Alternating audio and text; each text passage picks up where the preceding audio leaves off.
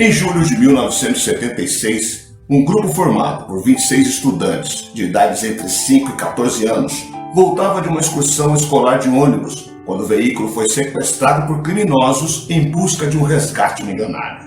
O pesadelo deles começou após precisar estacionar no meio da estrada, devido à presença de uma van branca bloqueando o caminho, ao que dois homens armados com espingardas desceram do automóvel e invadiram o ônibus, tomando o controle do volante e dirigindo durante cerca de 11 horas.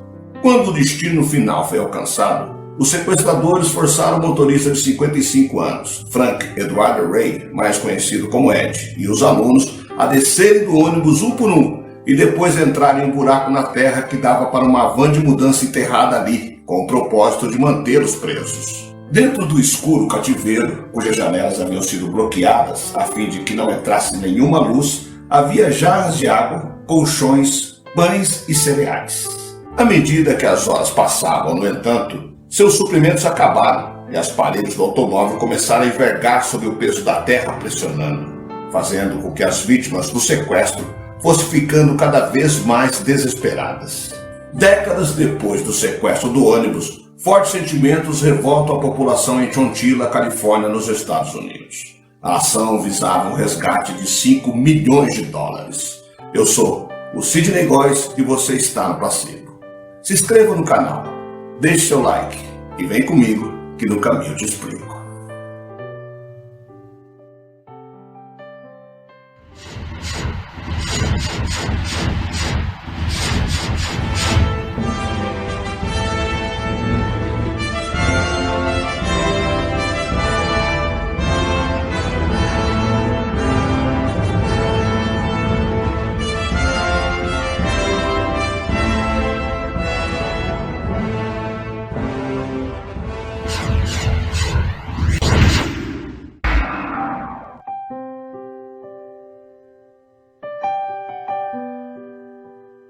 Para as 26 crianças da Dairyland Elementary School em Chonchilla, Califórnia, aquele era para ser o dia perfeito. Depois de vencer uma competição para seu colégio e um festival de verão em 2 semanas, as crianças passaram o dia em uma piscina local, nadando e se divertindo juntas. No final daquele dia do mês de julho, elas se amontoaram no ônibus escolar amarelo e Edward Ray começou a levá-los para casa.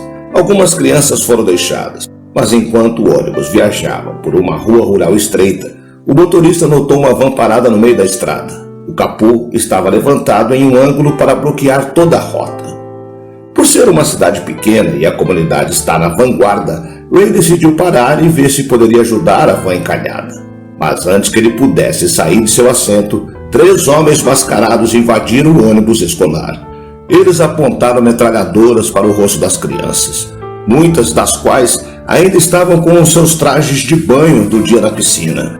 Os 3 homens armados rapidamente assumiram o controle do ônibus, pegando o volante e acelerando por um matagal de bambu. O balanço derrubou as crianças para frente e para trás, até que o ônibus finalmente parou em uma vala escondida.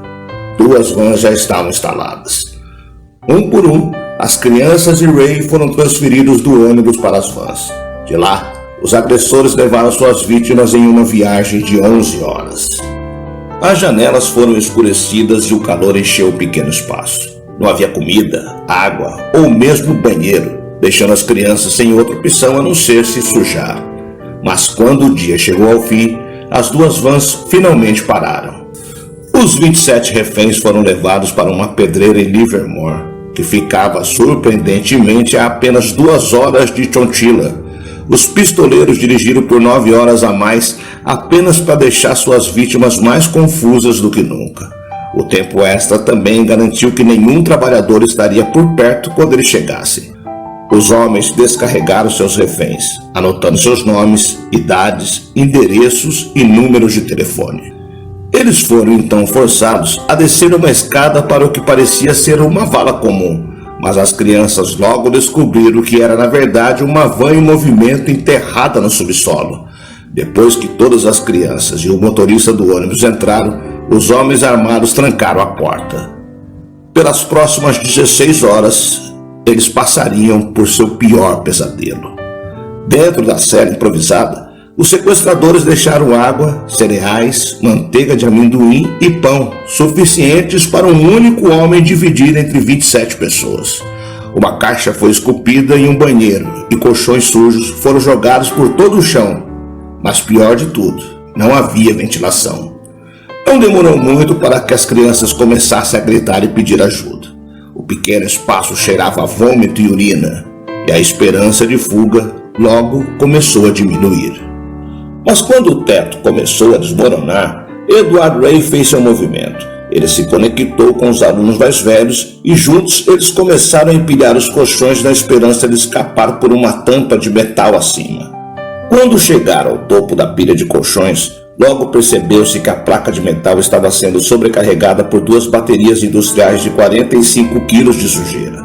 Mas depois de uma longa luta, as crianças conseguiram abrir a tampa e sair sozinhas.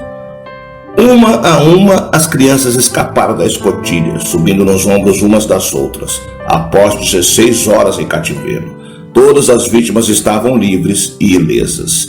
Os pistoleiros não sabiam da fuga, pois estavam dormindo. As crianças de Ray aproveitaram a oportunidade para pedir ajuda, acabando por se deparar com um pequeno prédio. Eles se aproximaram de um homem, mas antes que pudesse dizer qualquer coisa, o homem declarou: "Este mundo está procurando por você."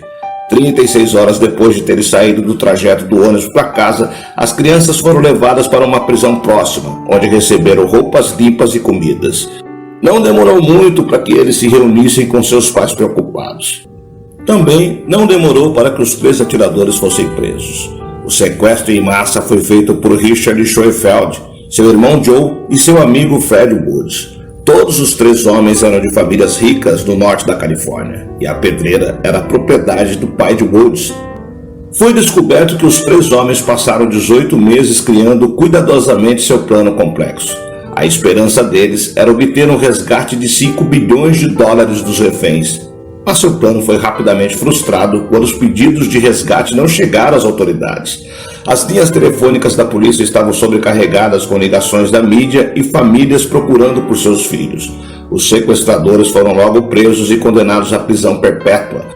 Eles se confessaram culpados de sequestro por obter resgate e roubo, mas se recusaram a se declarar culpados de infligir danos corporais. Se o fizessem, teriam recebido uma sentença de prisão perpétua obrigatória, sem possibilidade de liberdade condicional. Richard foi colocado em liberdade condicional em 2012, com seu irmão o seguindo apenas 3 anos depois.